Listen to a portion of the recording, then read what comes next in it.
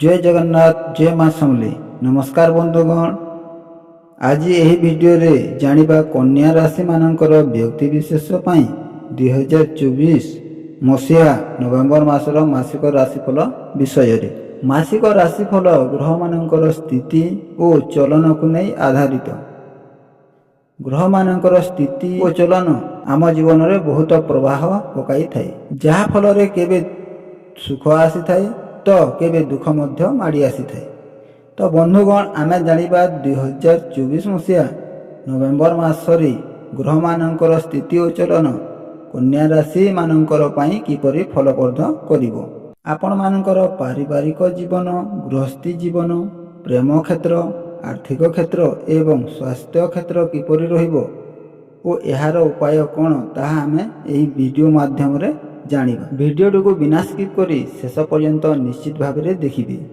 आम चैनल को सब्सक्राइब करी पाखरे थिबा घंटी बटन को दबाई ऑल रे सिलेक्ट करंतु, जहा फल रे आमे अपलोड करिथिबा वीडियोर नोटिफिकेशन सर्वप्रथम पाई पारिबे।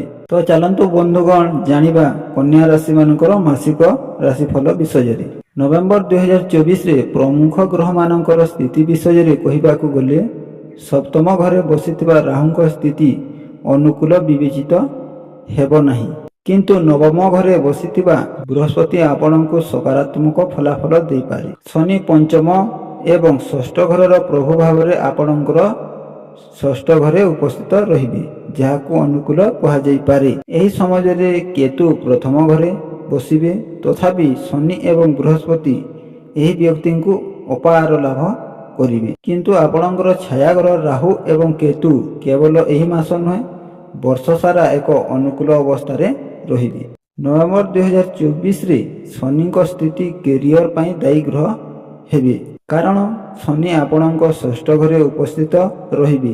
फलस्वरूप यह आपणको चाकरी एवं व्यवसाय माध्यम रे प्रगति एवं लाभ प्रदान करिबे। प्रथम घरे छायाग्रह केतुंक उपस्थिति हेतु कन्या राशि लोकंकु सेमानंकर विशेष ध्यान नेबाकू पड़िबो, कारण एही समय मध्यरे हजम एवं चर्म संबंधी रोग आपणको विशेष हैरान करिपारे। एपरि परिस्थिति रे भजा खाद्य एवं जंक फूड इत्यादि खाइबा ठारू दूरे रहिबाकू परामर्श दिया जाइछि।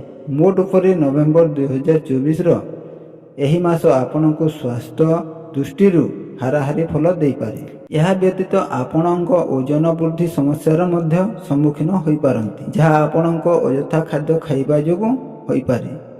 आपण एहार प्रतिकार पई प्रतिदिन ओम महाकाली नमः 41 थर जप करंतु। जय जगन्नाथ जय माँ समली।